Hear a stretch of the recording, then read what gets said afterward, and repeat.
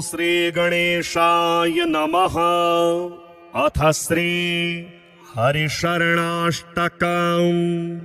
ध्येयं वदन्ति शिवमेव हि केचिदन्ये, शक्तिं गणेशमपरे तु दिवाकरं वै। रूपे स्तुतेरपि विभासि यतस्त्वमेकस्, तस्मात् त्वमेव शरणं मम शङ्खपाणे। नो सोदरो न जनको जननी न जाया, नैवात्मजो न च कुलं विपुलं बलं वा। सन्दृश्यते न किल कोऽपि सहायको मे, तस्मात् त्वमेव शरणं मम शङ्खपाणे। नोपासिता मदमपास्य मया महान्तस्, तीर्थानि चास्ति कधिया नहि सेवितानि। देवार्चनं च विधिवन्न कृतं कदापि, तस्मात् त्वमेव शरणं मम शङ्खपाणे। दुर्वासना मम सदा परिकर्षयन्ति, चित्तं शरीरमपि रोगगणा दहन्ति। सञ्जीवनं च परहस्तगतं सदैव, तस्मात् त्वमेव शरणं मम शङ्खपाणे। पूर्वं कृतानि दुरितानि मया तु यानि, स्मृत्वाखिलानि हृदयं परिकम्पते मे। ख्याता च ते पतितपावनता तु यस्मात्, तस्मात् त्वमेव शरणं मम शङ्खपाणे। दुःखं जरा जननजं विविधाश्च रोगाः, काकश्वशूकरजनिरनिरये च पातः। त्वद्विस्मृतेः फलमिदं विततं हि लोके, तस्मात् त्वमेव शरणं मम शङ्खपाणे। नीचोऽपि पापवलितोऽपि विनिन्दितोऽपि, ब्रूयात्तवाहमिति यस्तु किलेकवारम्। तं यच्छसि शनिजकोकमिति व्रतं ते, तस्मात् त्वमेव शरणं मम शङ्खपाणे। वेदेषु धर्मवचनेषु तथा गमेषु, रामायणेऽपि च पुराणकदम्बके वा। सर्वत्र सर्वविधिना गदितस्त्वमेव, तस्मात् त्वमेव शरणं मम शङ्खपाणे। ध्येयं वदन्ति शिवमेव हि केचिदन्ये, शक्तिं गणेशमपरे तु दिवाकरं वै। रूपे स्तुतेरपि विभासि यतस्त्वमेकस्, तस्मात् त्वमेव शरणं मम शङ्खपाणे। नो सोदरो न जनको जननी न जाया, नैवात्मजो न च कुलं विपुलं बलं वा। सन्दृश्यते न किल कोऽपि सहायको मे, तस्मात् त्वमेव शरणं मम शङ्खपाणे। नोपासिता मदमपास्य मया महान्तस्, तीर्थानि चास्ति कधिया नहि सेवितानि।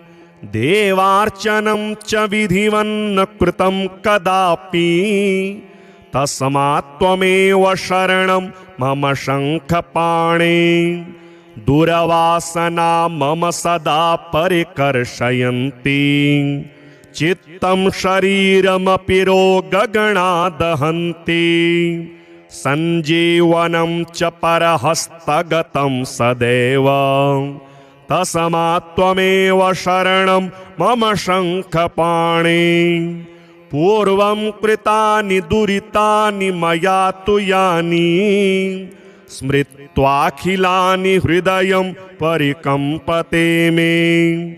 ख्याता च ते पतितपावनता तु यस्मात्, तस्मात् त्वमेव शरणं मम शङ्खपाणे। दुःखं जरा जननजं विविधाश्च रोगाः काकश्वशोकरजनिरनिरये च पातः त्वद्विस्मृतेः फलमिदं विततं हि लोके तस्मात् त्वमेव शरणं मम शङ्खपाणे। नीचोऽपि पापवलितोऽपि विनिन्दितोऽपि ब्रूयात्तवाहमिति यस्तु किलेकवारम् तं यच्छशीर्षनिजकोकमिति व्रतं ते तस्मात् त्वमेव शरणं मम शङ्खपाणे। वेदेषु धर्मवचनेषु तथा गमेषु रामायणेऽपि च पुराणकदम्बके वा सर्वत्र सर्वविधिना गदितस्त्वमेव तस्मात् त्वमेव शरणं मम शङ्खपाणे। ध्येयं वदन्ति शिवमेव हि केचिदन्ये शक्तिं गणेशमपरेत्तु दिवाकरं वै रूपैस्तुतैरपि विभासि यतस्त्वमेकस्तस्मात् त्वमेव शरणं मम शङ्खपाणे। नो सोदरो न जनको जननी न जाया नैवात्मजो न च कुलं विपुलं बलं वा सन्दृश्यते न किल कोऽपि सहायको मे तस्मात् त्वमेव शरणं मम शङ्खपाणे। नोपासिता मदमपास्य मया महान्तस्तीर्थानि चास्तिकधिया न हि सेवितानि देवार्चनं च विधिवन्न कृतं कदापि तस्मात् त्वमेव शरणं मम शङ्खपाणे। दुरवासना मम सदा परिकर्षयन्ति चित्तं शरीरमपि रोगगणा दहन्ति सञ्जीवनं च परहस्तगतं सदैव तस्मात् त्वमेव शरणं मम शङ्खपाणे। पूर्वं कृतानि दुरितानि मया तु यानि स्मृत्वाखिलानि हृदयं परिकम्पते मे ख्याता च ते पतितपावनता तु यस्मात् तस्मात् त्वमेव शरणं मम शङ्खपाणे। दुःखं जरा जननजं विविधाश्च रोगाः काकश्वशोकरजनिरनिरये च पातः त्वद्विस्मृतेः फलमिदं विततं हि लोके तस्मात् त्वमेव शरणं मम शङ्खपाणे।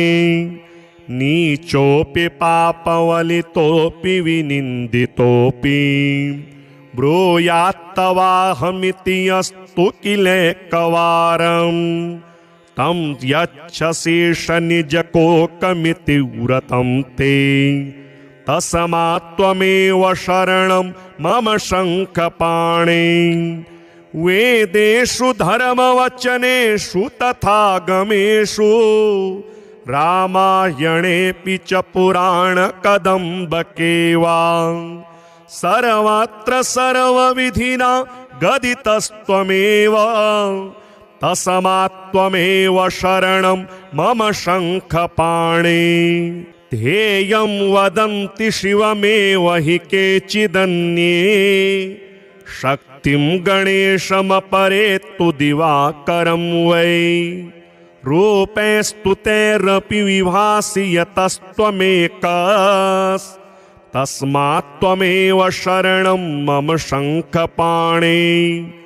नो सोदरो न जनको जननी न जाया नैवात्मजो न च कुलं विपुलं बलं वा सन्दृश्यते न किल कोऽपि सहायको मे तस्मात्त्वमेव शरणं मम शङ्खपाणे।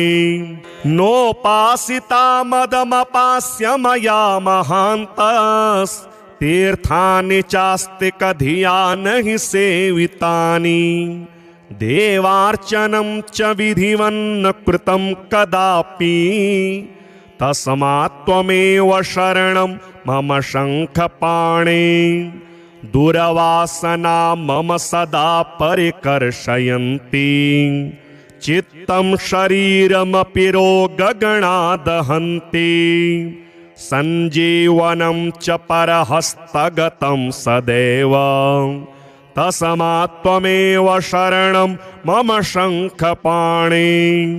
पूर्वं कृतानि दुरितानि मया तु यानि स्मृत्वाखिलानि हृदयं परिकम्पते मे। ख्याता च ते पतितपावनता तु यस्मात् तस्मात्त्वमेव शरणं मम शङ्खपाणे। दुःखं जरा जननजं विविधाश्च रोगाः काकश्वशूकरजनिरनिरये च पातः। त्वद्विस्मृतेः फलमिदं विततं हि लोके तस्मात्त्वमेव शरणं मम शङ्खपाणे। नीचोऽपि पापवलितोऽपि विनिन्दितोऽपि ब्रूयात्तवाहमिति अस्तु किलेकवारं। तं यच्छसि शनिजकोकमिति व्रतं ते तस्मात्त्वमेव शरणं मम शङ्खपाणे। वेदेषु धर्मवचनेषु तथा गमेषु रामायणेऽपि च पुराणकदम्बके वा सर्वत्र सर्वविधिना गदितस्त्वमेव तस्मात्त्वमेव शरणं मम शङ्खपाणे। ध्येयं वदन्ति शिवमेव हि केचिदन्ये शक्तिं गणेशमपरे तु दिवाकरं वै। रूपैस्तुतैरपि विभासि यतस्त्वमेकस्तस्मात्त्वमेव शरणं मम शङ्खपाणे।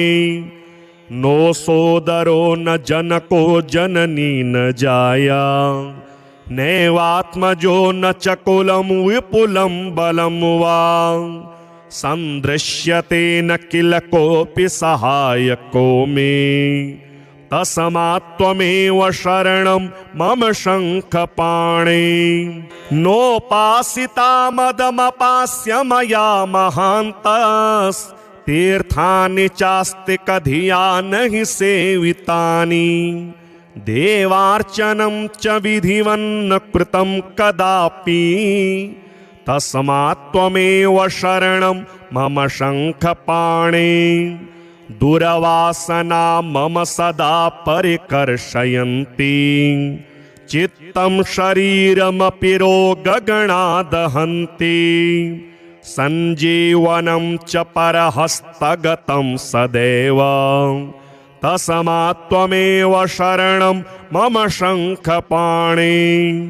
पूर्वं कृतानि दुरितानि मया तु यानि स्मृत्वाखिलानि हृदयं परिकम्पते मे।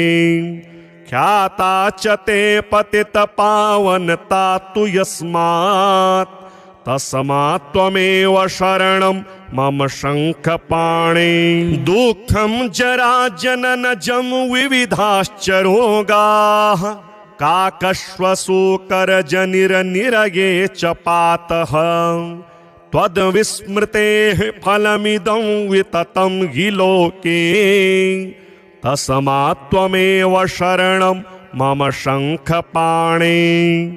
नीचोऽपि पापवलितोऽपि विनिन्दितोऽपि ब्रूयात्तवाहमिति अस्तु किलेकवारं।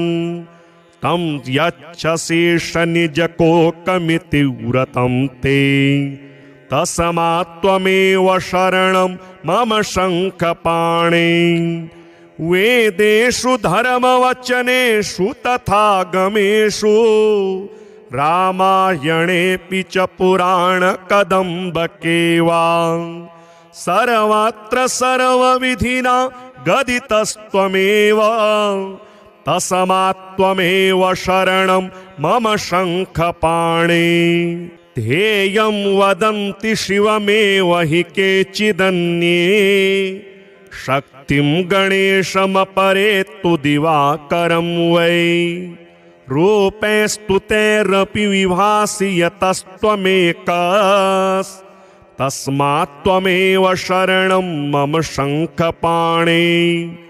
नो सोदरो न जनको जननी न जाया नैवात्मजो न च कुलं विपुलं बलं वा सन्दृश्यते न किल कोऽपि सहायको मे तस्मात्त्वमेव शरणं मम शङ्खपाणे।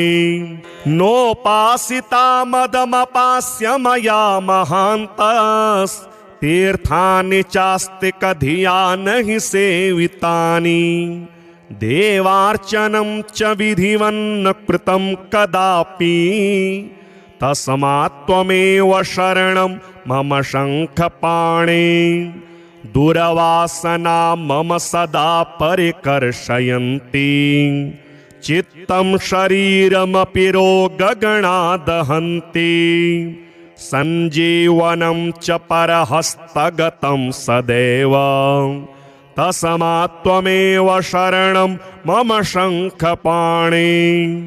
पूर्वं कृतानि दुरितानि मया तु यानि स्मृत्वाखिलानि हृदयं परिकम्पते मे ख्याता च ते पतितपावनता तु यस्मात् तस्मात्त्वमेव शरणं मम शङ्खपाणे। दुःखं जरा जननजं विविधाश्च रोगाः काकश्वशूकरजनिरनिरये च पातः त्वद्विस्मृतेः फलमिदं विततं हि लोके तस्मात्त्वमेव शरणं मम शङ्खपाणे। नीचोऽपि पापवलितोऽपि विनिन्दितोऽपि ब्रूयात्तवाहमिति अस्तु किलेकवारं तं यच्छसि शनिजकोकमिति व्रतं ते तस्मात्त्वमेव शरणं मम शङ्खपाणे। वेदेषु धर्मवचनेषु तथागमेषु रामायणेऽपि च पुराणकदम्बके वा सर्वत्र सर्वविधिना गदितस्त्वमेव तस्मात्त्वमेव शरणं मम शङ्खपाणे।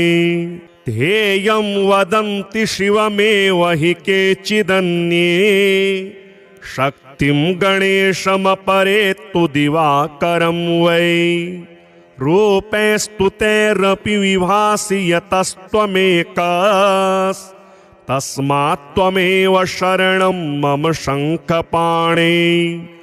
नो सोदरो न जनको जननी न जाया नैवात्मजो न च कुलं विपुलं बलं वा सन्दृश्यते न किल कोऽपि सहायको मे तस्मात्त्वमेव शरणं मम शङ्खपाणे।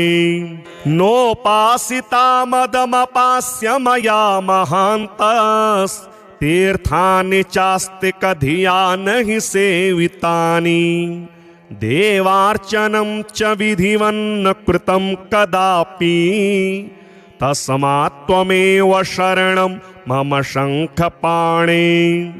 दुरवासना मम सदा परिकर्षयन्ति चित्तं शरीरमपि रोगगणा दहन्ति सञ्जीवनं च परहस्तगतं सदैव तस्मात्त्वमेव शरणं मम शङ्खपाणे। पूर्वं कृतानि दुरितानि मया तु यानि स्मृत्वाखिलानि हृदयं परिकम्पते मे। ख्याता च ते पतितपावनता तु यस्मात् तस्मात् त्वमेव शरणं मम शङ्खपाणे। दुःखं जरा जननजं विविधाश्च रोगाः काकश्वशोकरजनिरनिरगे च पातः। त्वद्विस्मृतेः फलमिदं विततं हि लोके तस्मात् त्वमेव शरणं मम शङ्खपाणे। नीचोऽपि पापवलितोऽपि विनिन्दितोऽपि ब्रूयात्तवाहमिति अस्तु किलेकवारम्। तं यच्छशीर्षनिजकोकमिति व्रतं ते तस्मात् त्वमेव शरणं मम शङ्खपाणे। वेदेषु धर्मवचनेषु तथा गमेषु रामायणेऽपि च पुराणकदम्बके वा सर्वत्र सर्वविधिना गदितस्त्वमेव तस्मात् त्वमेव शरणं मम शङ्खपाणे। ध्येयं वदन्ति शिवमेव हि केचिदन्ये शक्तिं गणेशमपरे तु दिवाकरं वै। रूपे स्तुतेरपि विभासि यतस्त्वमेकस् तस्मात् त्वमेव शरणं मम शङ्खपाणे। नो सोदरो न जनको जननी न जाया नैवात्मजो न च कुलं विपुलं बलं वा सन्दृश्यते न किल कोऽपि सहायको मे तस्मात् त्वमेव शरणं मम शङ्खपाणे। नोपासिता मदमपास्य मया महान्तस् तीर्थानि चास्तिकधिया नहि सेवितानि देवार्चनं च विधिवन्न कृतं कदापि तस्मात् त्वमेव शरणं मम शङ्खपाणे। दुरवासना मम सदा परिकर्षयन्ति चित्तं शरीरमपि रोगगणा दहन्ति सञ्जीवनं च परहस्तगतं सदैव तस्मात् त्वमेव शरणं मम शङ्खपाणे। पूर्वं कृतानि दुरितानि मया तु यानि स्मृत्वाखिलानि हृदयं परिकम्पते मे। ख्याता च ते पतितपावनता तु यस्मात् तस्मात् त्वमेव शरणं मम शङ्खपाणे। दुःखं जरा जननजं विविधाश्च रोगाः काकश्वशोकरजनिरनिरगे च पातः। त्वद्विस्मृतेः फलमिदं विततं हि लोके तस्मात् त्वमेव शरणं मम शङ्खपाणे।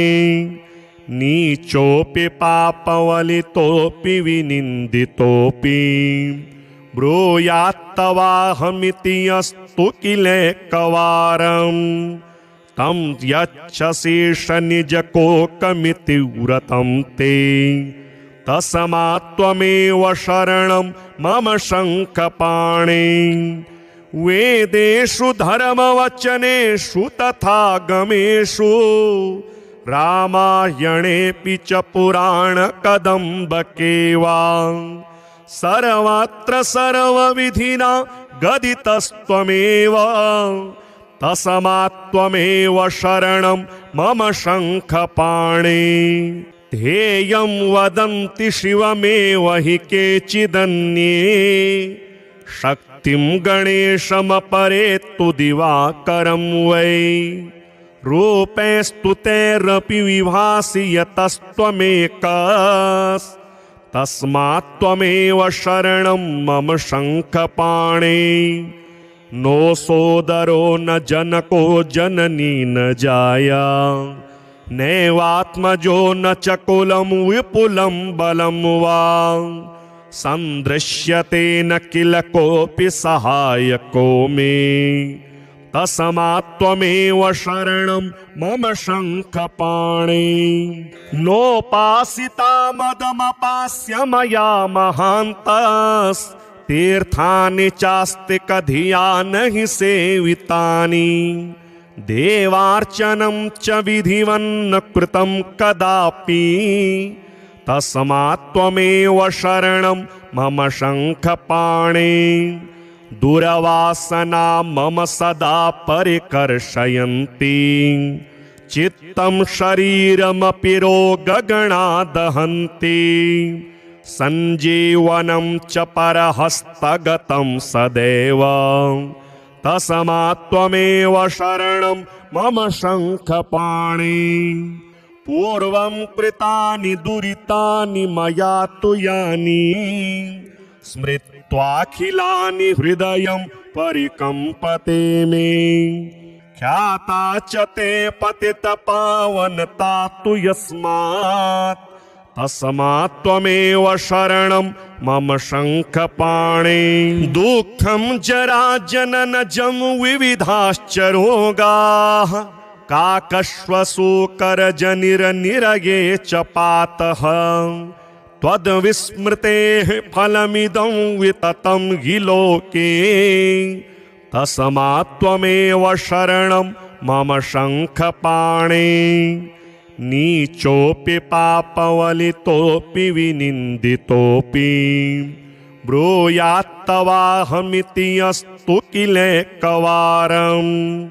तं यच्छशीर्षनिजकोकमिति व्रतं ते तस्मात्त्वमेव शरणं मम शङ्खपाणे वेदेषु धर्मवचनेषु तथा गमेषु रामायणेऽपि च पुराणकदम्बके वा सर्वत्र सर्वविधिना गदितस्त्वमेव तस्मात्त्वमेव शरणं मम शङ्खपाणे ध्येयं वदन्ति शिवमेव हि केचिदन्ये शक्तिं गणेशमपरे तु दिवाकरं वै रूपे स्तुतेरपि विभासि यतस्त्वमेकस्तस्मात्त्वमेव शरणं मम शङ्खपाणे नो सोदरो न जनको जननी न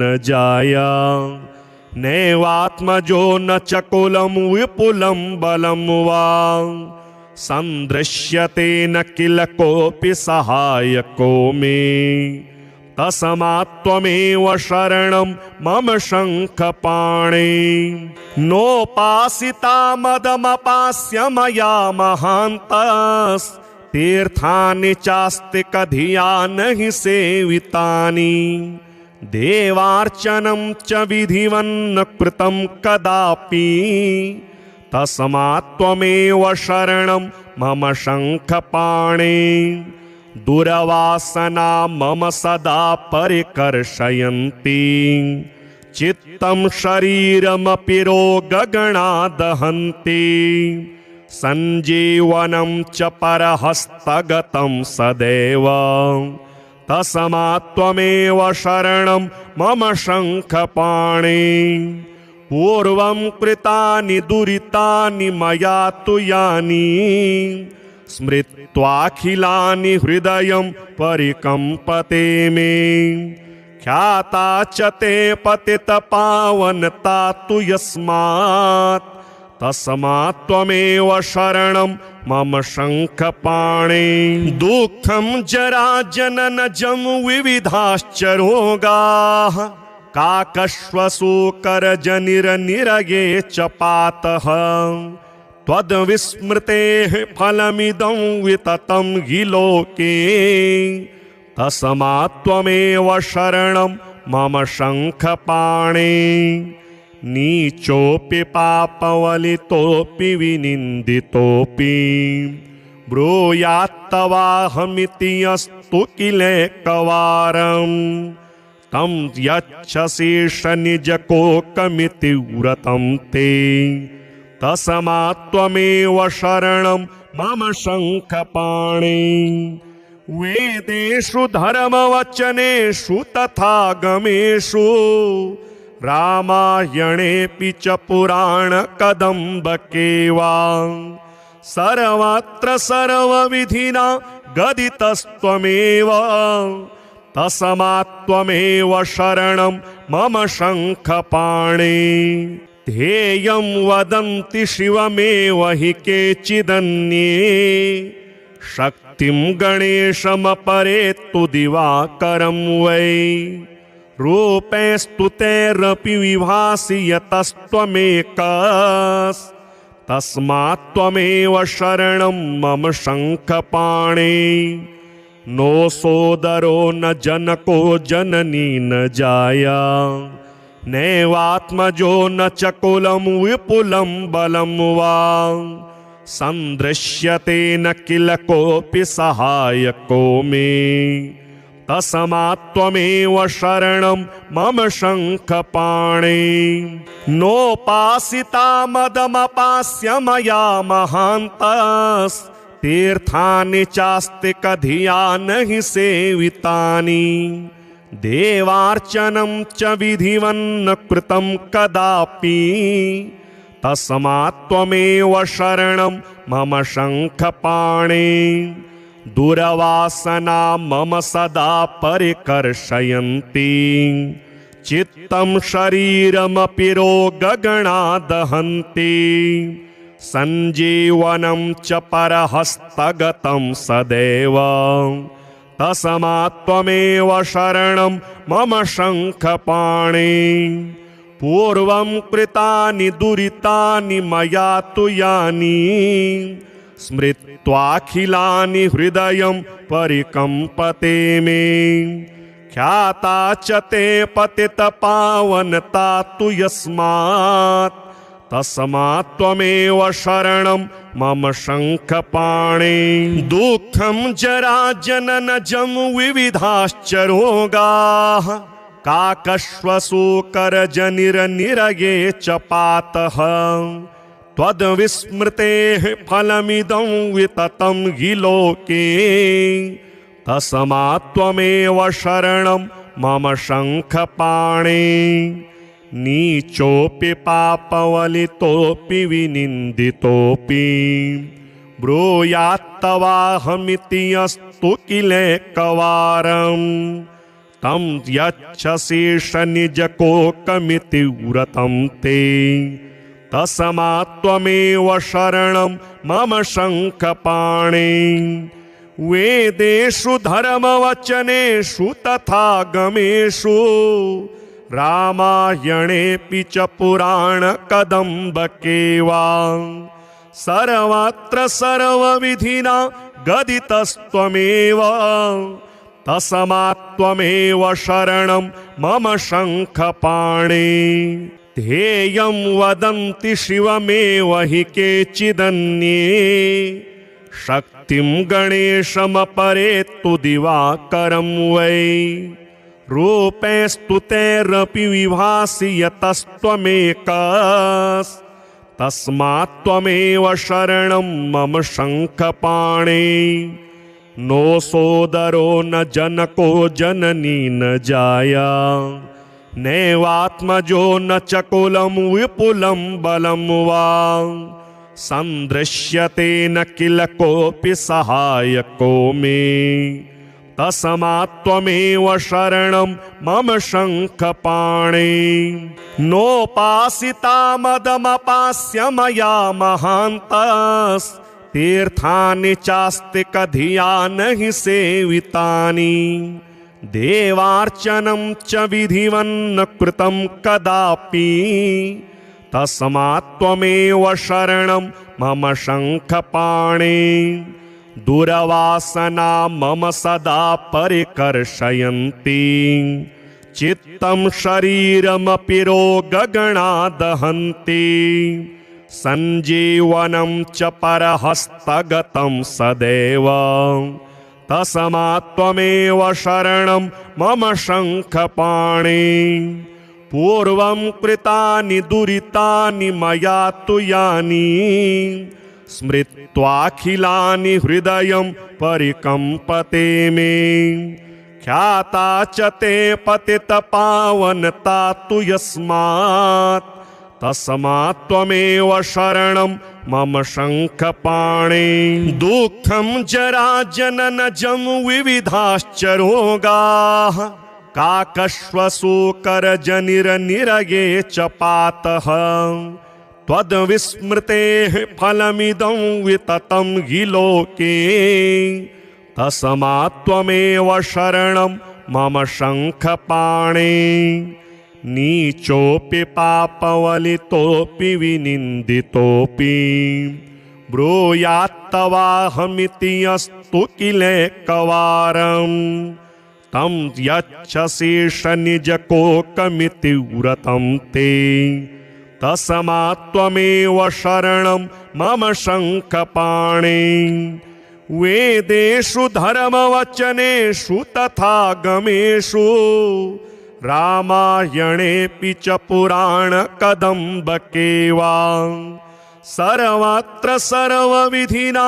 गदितस्त्वमेव तस्मात् त्वमेव शरणं मम शङ्खपाणे ध्येयं वदन्ति शिवमेव हि केचिदन्ये शक्तिं गणेशमपरे तु दिवाकरं वै रूपैस्तु तैरपि विभासि यतस्त्वमेकस् तस्मात् त्वमेव शरणं मम शङ्खपाणे नो सोदरो न जनको जननी न जाया नैवात्मजो न च कुलं विपुलं बलं वा सन्दृश्यते न किल कोऽपि सहायको मे तस्मात् त्वमेव शरणं मम शङ्खपाणे नोपासिता मदमपास्य मया महान्तस्तीर्थानि चास्तिकधिया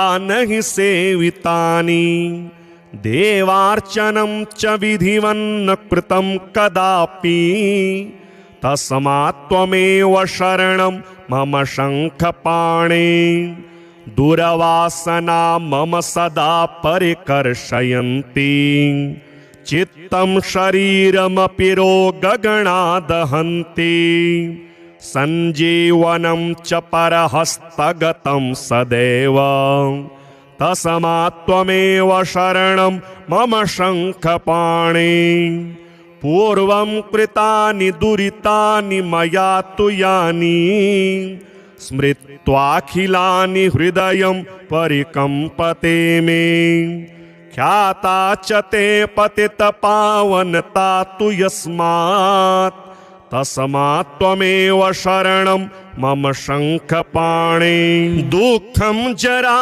जननजं विविधाश्च रोगाः काकश्वशूकरजनिरनिरये च पातः त्वद्विस्मृतेः फलमिदं विततं हि लोके तस्मात् त्वमेव शरणं मम शङ्खपाणे नीचोऽपि पापवलितोऽपि विनिन्दितोऽपि ब्रूयात्तवाहमिति अस्तु किलेकवारम् तं यच्छसीष निजकोकमिति व्रतं ते तस्मात् त्वमेव शरणं मम शङ्खपाणे वेदेषु धर्मवचनेषु तथा गमेषु रामायणेऽपि च पुराणकदम्बके वा सर्वत्र सर्वविधिना गदितस्त्वमेव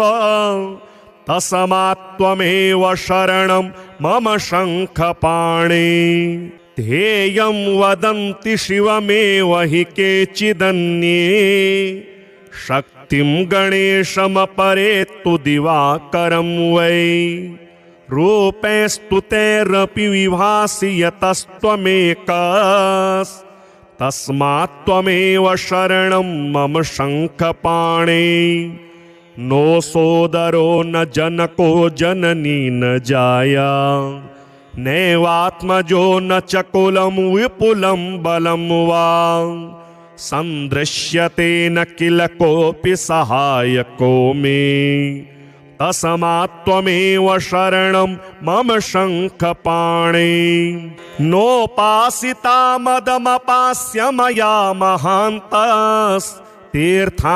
चास्ति कधिया नहि सेवितानि देवार्चनं च विधिवन्न कृतं कदापि तस्मात्त्वमेव शरणं मम शङ्खपाणे दुरवासना मम सदा परिकर्षयन्ति चित्तं शरीरमपि रोगगणा दहन्ति सञ्जीवनं च परहस्तगतं सदैव तस्मात्त्वमेव शरणं मम शङ्खपाणे पूर्वं कृतानि दुरितानि मया तु यानि स्मृत्वाखिलानि हृदयं परिकम्पते मे ख्याता च ते पतितपावनता तु यस्मात् तस्मात्त्वमेव शरणं मम शङ्खपाणे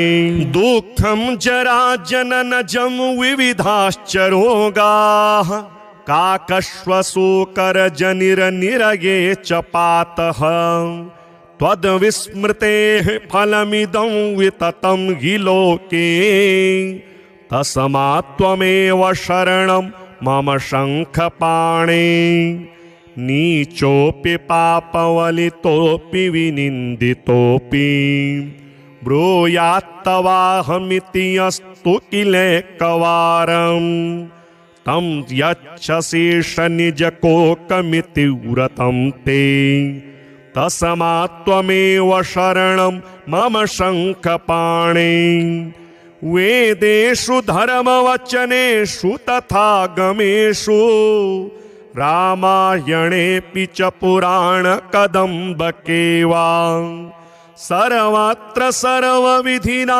गदितस्त्वमेव तस्मात्त्वमेव शरणं मम शङ्खपाणे ध्येयं वदन्ति शिवमेव हि केचिदन्ये शक्तिं गणेशमपरे तु दिवाकरं वै रूपैस्तु तैरपि विभासि यतस्त्वमेकस्तस्मात्त्वमेव शरणं मम शङ्खपाणे नो सोदरो न जनको जननी न जाया नैवात्मजो न च कुलं विपुलं बलं वा सन्दृश्यते न किल कोऽपि सहायको मे तस्मात्त्वमेव शरणं मम शङ्खपाणे नोपासिता मदमपास्य मया महान्तस्तीर्थानि चास्ति कधिया नहि सेवितानि देवार्चनं च विधिवन्न कृतं कदापि तस्मात्त्वमेव शरणं मम शङ्खपाणे दुरवासना मम सदा परिकर्षयन्ति चित्तं शरीरमपि रोगगणा दहन्ति सञ्जीवनं च परहस्तगतं सदैव तस्मात्त्वमेव शरणं मम शङ्खपाणे पूर्वं कृतानि दुरितानि मया तु यानि स्मृत्वाखिलानि हृदयं परिकम्पते मे ख्याता च ते पतितपावनता तु यस्मात् तस्मात्त्वमेव शरणं मम शङ्खपाणे दुःखं जराजननजं विविधाश्च रोगाः काकश्वशूकरजनिरनिरये च पातः त्वद्विस्मृतेः फलमिदं विततं हि लोके तस्मात्त्वमेव शरणं मम शङ्खपाणे नीचोऽपि पापवलितोऽपि विनिन्दितोऽपि ब्रूयात्तवाहमिति अस्तु किलेकवारं तं यच्छशीर्षनिजकोकमिति व्रतं ते तस्मात्त्वमेव शरणं मम शङ्खपाणे। वेदेषु धर्मवचनेषु तथा गमेषु रामायणेऽपि च पुराणकदम्बके वा सर्वत्र सर्वविधिना गदितस्त्वमेव तस्मात्त्वमेव शरणं मम शङ्खपाणे। ध्येयं वदन्ति शिवमेव हि केचिदन्ये शक्तिं गणेशमपरे तु दिवाकरं वै रूपैस्तुतैरपि विभासि यतस्त्वमेकस्तस्मात्त्वमेव शरणं मम शङ्खपाणे। नो सोदरो न जनको जननी न जाया नैवात्मजो न च कुलं विपुलं बलं वा सन्दृश्यते न किल कोऽपि सहायको मे तस्मात्त्वमेव शरणं मम शङ्खपाणे। नोपासिता मदमपास्य मया महान्तस्तीर्थानि चास्तिकधिया नहि सेवितानि देवार्चनं च विधिवन्न कृतं कदापि तस्मात्त्वमेव शरणं मम शङ्खपाणे। दुर्वासना मम सदा परिकर्षयन्ति चित्तं शरीरमपि रोगगणा दहन्ति सञ्जीवनं च परहस्तगतं सदैव तस्मात्त्वमेव शरणं मम शङ्खपाणे।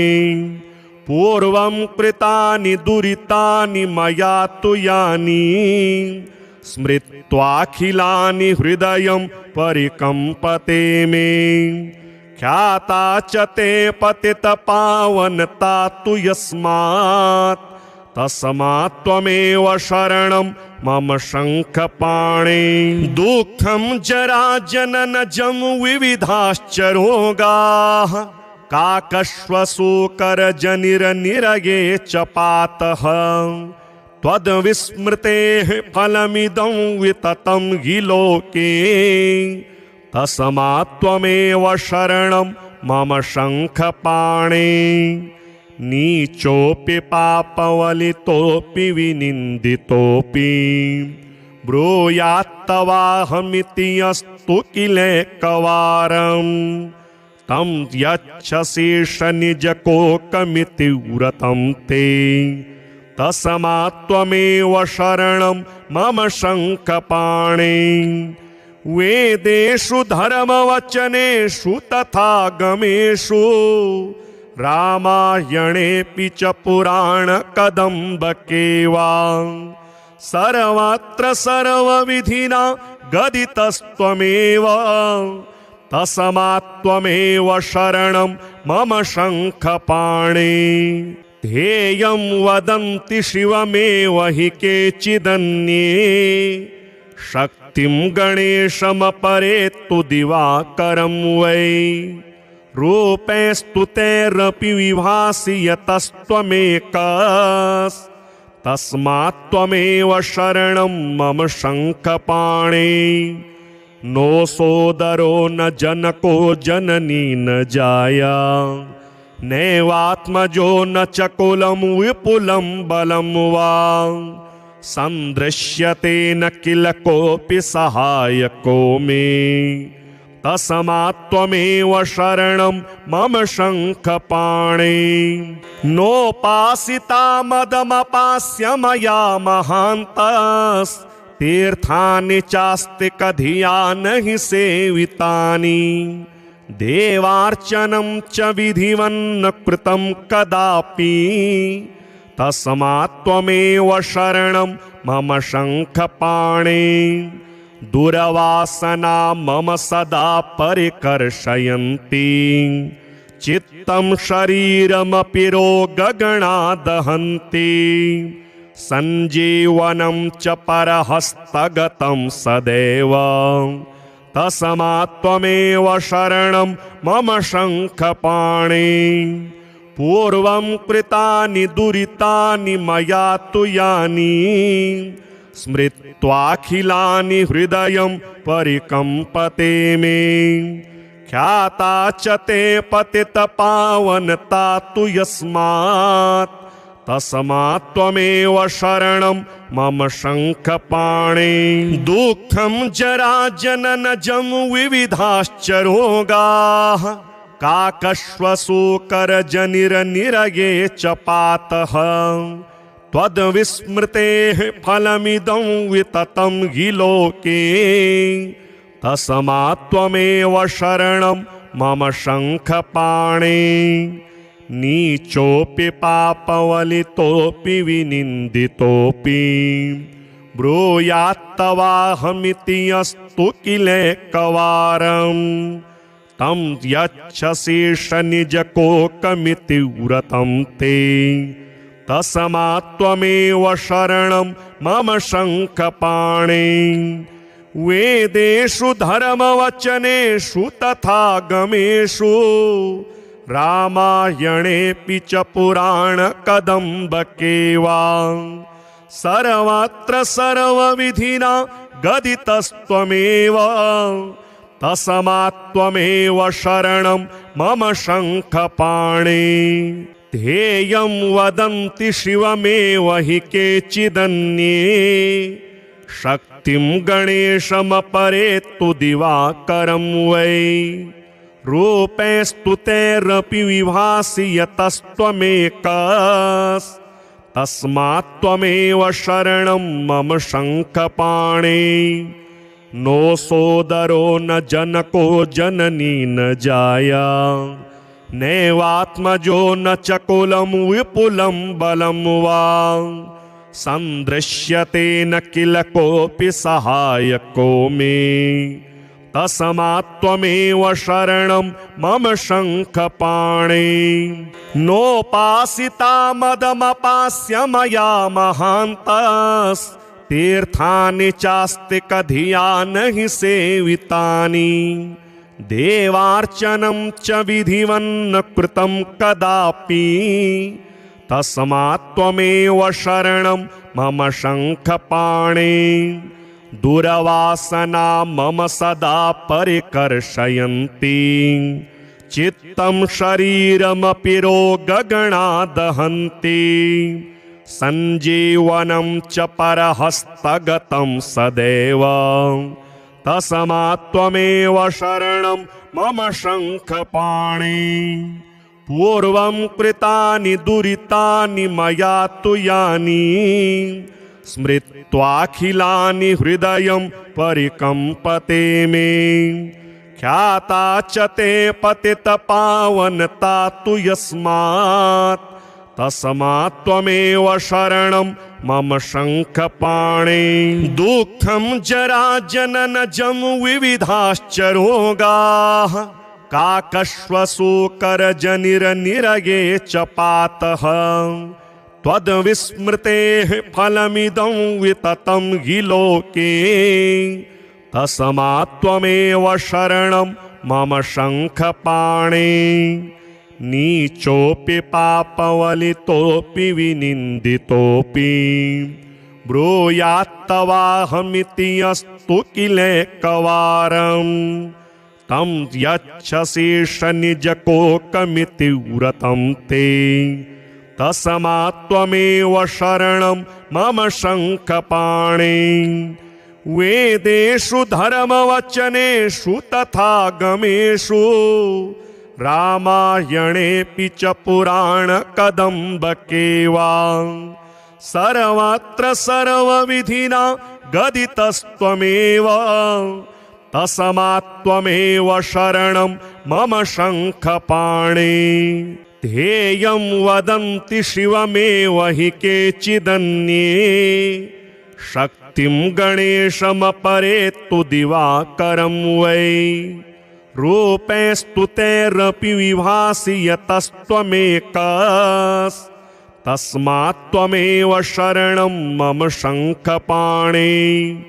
नो सोदरो न जनको जननी न जाया नैवात्मजो न च कुलं विपुलं बलं वा सन्दृश्यते न किल कोऽपि सहायको मे तस्मात्त्वमेव शरणं मम शङ्खपाणे नोपासिता मदमपास्य मया महान्तस्तीर्थानि चास्ति कधिया नहि सेवितानि देवार्चनं च विधिवन्न कृतं कदापि तस्मात्त्वमेव शरणं मम शङ्खपाणे दुरवासना मम सदा परिकर्षयन्ति चित्तं शरीरमपि रोगगणा दहन्ति सञ्जीवनं च परहस्तगतं सदैव